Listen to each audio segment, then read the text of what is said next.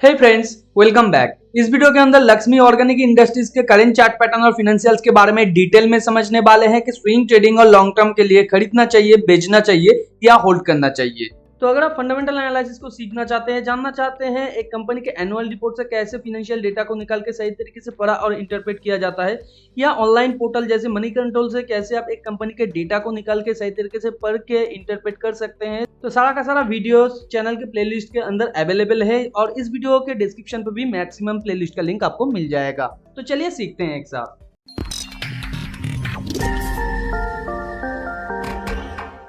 तो जैसे कि आप स्क्रीन पे देख पा रहे हैं, लक्ष्मी ऑर्गेनिक का ये वन डे का चार्ट है। वन डे के चार्ट में ये एक बुल फ्लैग के अंदर है और यहाँ पे ये है इसका पोल, और ये बुल फ्लैग के अंदर एक वेज के फॉर्मेशन में नीचे आने की कोशिश किया था, जहां पे बेयर वेज यहाँ से स्टार्ट हुआ है और 3 लेग के बाद एक वेज खत्म हो जाता है। जनरली तो 1 लेग, 2 लेग और 3 लेग इसने क्रिएट किया है, मगर एक वेज के बाद डबल बॉटम भी क्रिएट होता है। तो यहाँ पे आइडेंटिकल एक डबल बॉटम अभी तक क्रिएट नहीं हुआ है और यहाँ पे ये एक बेयर फ्लैग क्रिएट करने की कोशिश कर रहा है, जहां पे ये इसका फर्स्ट स्पाइक, यहाँ पे सेकंड और एक स्पाइक यहाँ पे क्रिएट करने का आशा है। और उसके बाद ये जनरली 2 लेग फॉर्मेशन के साथ एक आइडेंटिकल डबल बॉटम क्रिएट करने की कोशिश करेगा। और आज ही के दिन इसने मोर देन 11% का एक मूव दिया है। तो अगर करंट सिचुएशन में आपके पास कंपनी का शेयर स्विंग ट्रेडिंग पोजीशन के लिए है, तो यहाँ पे किस तरीके से आपको ट्रेड को मैनेज करना चाहिए। तो यहाँ पे आप देख सकते हैं कंपनी का शेयर यहाँ पे एक इनसाइड बार से ऊपर जाने की कोशिश किया है और ये भी एक वेज के फॉर्मेशन में नीचे आया था, या एक स्पाइक एंड चैनल के फॉर्मेशन में नीचे आया था,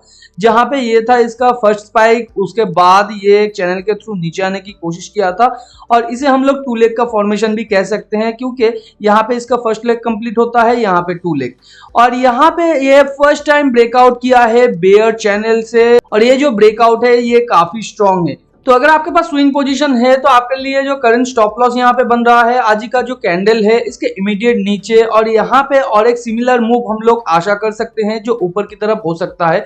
तो टेक प्रॉफिट फर्स्ट आपके लिए बन सकता है 328 के थोड़ा ऊपर, मगर कंजर्वेटिव वे से 327 तक हम लोग यहाँ पे मान लेते हैं। मगर किस तरीके से ये ऊपर जा सकता है, जैसे कि आपने देखा है यहाँ पे ये फर्स्ट टाइम अपने चैनल को ब्रेकआउट किया है और चैनल को ब्रेकआउट करने के बाद जनरली ये थोड़ा सा पुल बैक करने की कोशिश करता है, उसके बाद एक सपोर्ट लेके फिर ऊपर जाने की कोशिश करता है। तब ये एक सस्टेनेबल ब्रेकआउट होता है या ये एक सस्टेनेबल ट्रेंड होता है।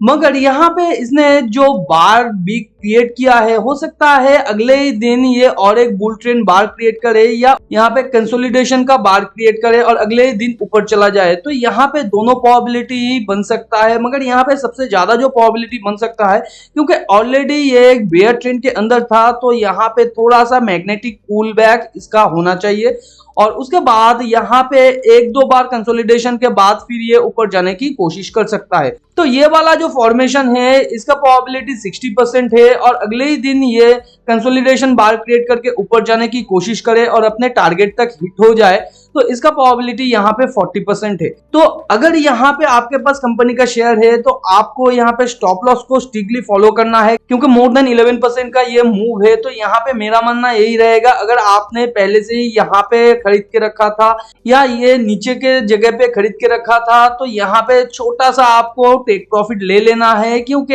अगर ये रिवर्स भी करता है, क्योंकि ऑलरेडी आप देख सकते हैं ये एक बेयर ट्रेंड के अंदर था, हालांकि इसके अंदर स्ट्रेंथ भी है, मगर यहाँ पे मार्केट के बारे में कुछ भी कहा नहीं जा सकता। तो सेफ्टी की वजह से यहाँ पे आप 40 to 50% का प्रॉफिट ले सकते हैं और फर्दर इसे आप टेल कर सकते हैं। टेल किस तरीके करेंगे, मान लीजिए यहाँ पे थोड़ा सा कंसोलिडेशन के बाद फिर ये ऊपर जाने की कोशिश करता है और पिछले टाइम का ये आज का जो बार है इसके टॉप को तोड़ के ऊपर जाता है प्राइस, तो नीचे यहाँ पे जो स्टॉप लॉस है इसको लेके यहाँ पे जो नया स्विंग लो ये बनाएगा, तो इसके नीचे आपको डाल देना है। तो ऊपर अगर ये टॉप को तोड़ के भी कंपनी का शेयर प्राइस ऊपर जाकर फिर यहाँ पे भी कंसोलिडेट करके फिर ऊपर जाने की कोशिश करता है और पिछले टाइम स्विंग हाई को तोड़ के ऊपर जाता है, तो यहाँ से भी स्टॉप लॉस को लेके ये जो नया स्विंग लो है इसके नीचे आपको डाल देना है। इस तरीके से अगर आप ट्रेल करते जाएंगे तो आपका स्टॉप लॉस छोटा हो जाएगा और टेक प्रॉफिट बहुत बड़ा हो जाएगा। और यहाँ पे आपके पास अगर कोई भी पोजीशन नहीं है, यहाँ पे आप नया पोजीशन बनाना चाहते हैं तो यहाँ पे आप नया पोजीशन भी बना सकते हैं, मगर ये थोड़ा रिस्की हो जाएगा, क्योंकि यहाँ पे स्टॉप लॉस बहुत बड़ा है। मगर यहाँ पे अगर आप छोटा सा पोजीशन क्रिएट करना चाहते हैं तो आप कर सकते हैं, क्योंकि आपका रिस्क उससे कम हो जाता है। और अगर ये ऊपर एक सिमिलर मूव देता है तो आपको यहाँ पे 1:1 से थोड़ा ज्यादा यहाँ पे टेक प्रॉफिट मिल जाएगा। और ऊपर अगर आप यहाँ पे भी कोशिश करेंगे थोड़ा सा प्रॉफिट और लेने का, तो यहाँ पे वो भी बहुत अच्छा है, क्योंकि टेक प्रॉफिट से पहले यहाँ पे भी एक स्ट्रॉन्ग रेजिस्टेंस इसका बन रहा है। तो एंट्री अगर आप करना चाहते हैं नया, तो 286 के आसपास आपको एंट्री करना चाहिए, जो कि है ये जो बार है इसके ओपनिंग के आसपास, यानी इस पोजीशन पे।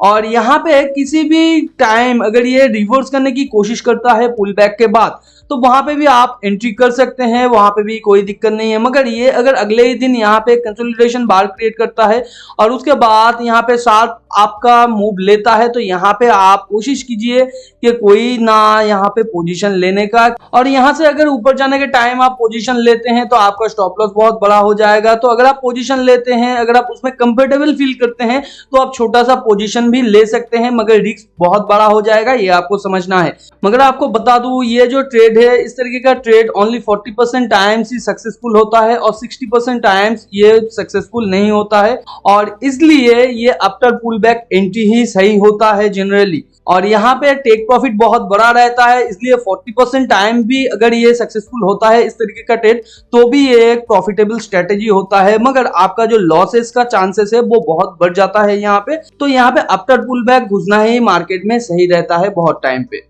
अगर आप लॉन्ग टर्म के लिए कंपनी के अंदर इन्वेस्टेड है, तो आपको कंपनी के क्वार्टर ऑन क्वार्टर रिजल्ट को थोड़ा सा देखना चाहिए, कंपनी के फंडामेंटल को थोड़ा सा समझना चाहिए, उसके बाद ही कंपनी के अंदर नया पोजीशन लेना चाहिए, या एग्जिस्टिंग पोजीशन है उसे होल्ड करना कंटिन्यू करना चाहिए। और यहाँ पे अगर आप एज पर टेक्निकल बात करें कि नया पोजीशन ले सकते हैं, तो मैं आपको यही कहूंगा थोड़ा सा इसे पुल बैक करने का टाइम दीजिए। यहाँ पे 3 लेग बनाने के बाद अगर ये ऊपर सस्टेन करके फिर ऊपर जाने की कोशिश करता है, तो ये एक बुल ट्रेंड के अंदर कन्वर्ट होगा।